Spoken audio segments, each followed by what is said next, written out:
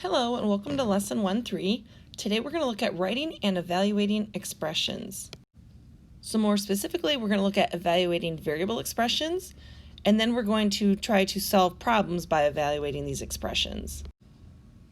So the two things that you have to remember is one, when you see the word evaluate essentially means that we are going to solve and we should end up with a numerical value. So to do that, what we're going to do is we will replace all variables with their respective value.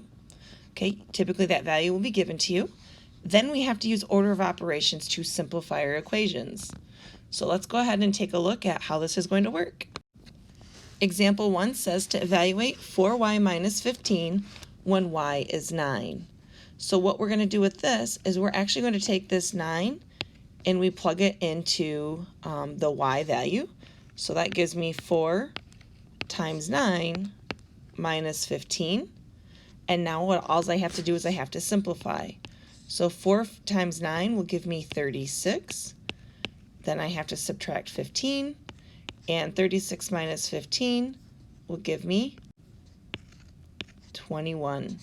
And so now, if I evaluate 4y minus 15, when y is equal to 9, I get a solution of 21.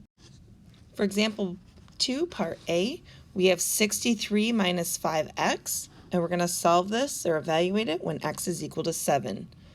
So we have 63 minus 5 times 7. Now I know it seems kind of tedious, but please show me this step so that I can help you out if need be. When I simplify, this gives me 63 minus 35, and then 63 minus 35 equals 28. For part B, we have 4 times the quantity of t plus 3, and then we're going to add 1 to that. So I'm going to evaluate when t is equal to 8. So here we have 4 times the quantity of 8 plus 3. Then we're going to add 1 to that. Order of operations tells me I have to simplify my parentheses first. So I end up with 4 times 11 plus 1. Then I have to do my multiplication first, which is 44 plus 1. And now when I fully simplify, I end up with an answer of 45. For example 3, things might look a little more complex because we have a little more going on, but it's the exact same process.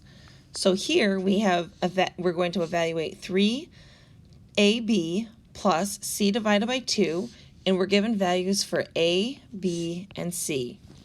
So again, I'm going to show that first step, and I have 3 times a, which is 2, times b, which is 5, and then we're going to add that to c, which is 10 divided by 2.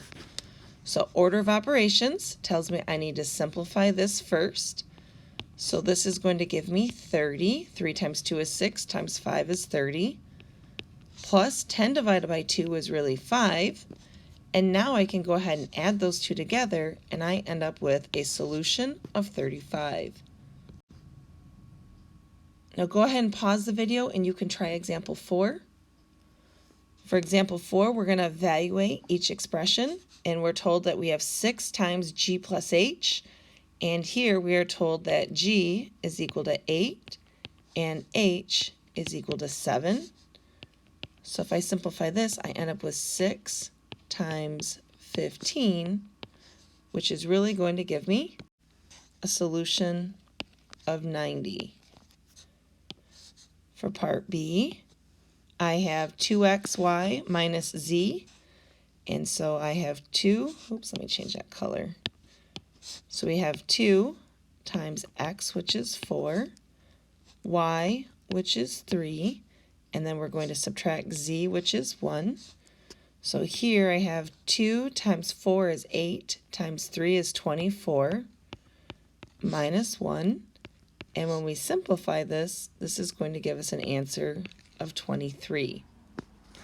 And finally, for part C, we have r plus s, and that quantity is going to be divided by 2. So here, our r value is 13. We're going to add that to s, which is 11, and then we'll divide the whole thing by 2. So 13 plus 11 is 24, divided by 2, or I get an answer of 12. Now for example 5, we have a story problem. It says energy drinks come in cases of 24 bottles. We want to write a variable expression for the number of cases a store should order to get B bottles of energy drinks. So for part A, we're going to take the number of bottles that we want, so B in this case, and we're going to divide it by 24 because there's 24 bottles per case. So part A, my variable expression is B divided by 24. And then when I go and look at part B, it says evaluate the expression for 120 bottles. So in other words, I'm told that B is equal to 120. So when I plug 120 in for B and I divide that by 4 bottles, or 24 bottles, we end up with a total of 5 cases of energy drinks. For example 6, it says the store pays $29 for each case of drinks. Write a variable expression for the cost of C cases.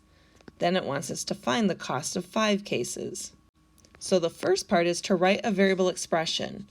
So we have C number of cases and we're told that they're $29 per case. So that means I'm going to have 29C because it's cost times the number of cases. So here's one part. Then my next part says to evaluate when C is equal to 5. So if I take 29 and I multiply that by 5, we end up with $145 of drinks. And our last example says an online music store charges $14 for each CD. Shipping costs are $6 per order. Write a variable expression for the cost of ordering CDs. So in this case, we know that regardless of whether or not we order 1 CD or 100 CDs, we have to pay $6. This is our shipping cost. So with our $6 that we have to pay for shipping, we are then going to go and add the cost of the CDs that we purchase. So we know CDs are $14 each, but we don't know how many we're purchasing. So let's just multiply that by a variable, and we can multiply that by C for CDs. So my variable expression again is $6, which is my shipping, plus $14 times the number of CDs that I purchase. This is going to give me my total cost. So now I have to evaluate this for C is equal to 8 CDs. So we'll say C equals 8. So I have 6 plus 14 times 8. And this is going to give me 6 plus 112. And then when I simplify this, I end up with 118, and my units would be dollars. So it's going to cost $118 if we order 8 CDs with a $6 shipping cost. Please let me know if you have any questions. Otherwise, I hope you guys have a great day.